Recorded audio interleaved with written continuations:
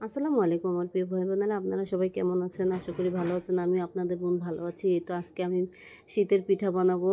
তো এই জন্য আমি বাদাম ভেজে নিলাম। তো আমার এখানে বাদাম লাগবে, মুড়ি লাগবে, অনেক কিছু লাগবে। তো সবগুলো উপকরণ একসাথে নিয়ে নিয়েছি। যে মুড়িটা ভেজে নিলাম। এখন কড়াইতে একটা চুলাতে একটা কড়াই বসিয়ে দিয়েছি। সেখানে আমি চিনিটা ক্যারামেল বানিয়ে নিব।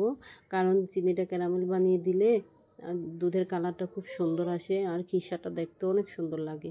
এই তো আমি এখানে কড়াইতে দুধ ঢেলে দিলাম। আমার এখানে 4 থেকে 5 কেজি দুধ নিয়েছি। তো এই তো আমি এখানে শিলে বেটে নেব। বিস্কিটটা গুঁড়ো করে নেব, তারপরে মুড়িটা গুঁড়ো করে নেব, 2 পদের বাদাম বেটে নেব। এগুলি সব একসাথে রেখেছি। এখন আমি চুলায় দুধটা জাল করতেছি। এই তো দুধের কালারটা দেখেন কি সুন্দর এসেছে ভাই বোনেরা, অনেক সুন্দর।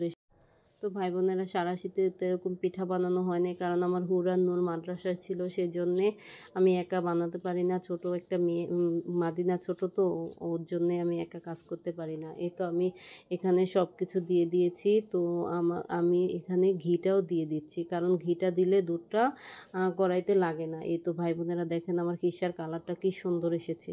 এই তো আমি এখানে পিঠার যে পিঠাটা বানাবো এটার গোলাটা তৈরি করে নিচ্ছি। এই যে পরিমাণ মতো লবণ দিলাম, এখানে আমি ময়দা দিয়ে দিচ্ছি।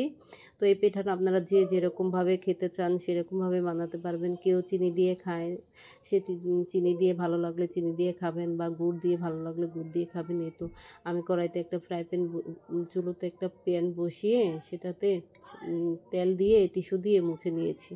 এই তো দেখেন আমি চিনির পিঠাটা বানাচ্ছি। এই তো আমার পিঠাটা কত সুন্দর হয়ে উঠে আসছে, কত সুন্দর হয়েছে ভাই বোনেরা দেখেন।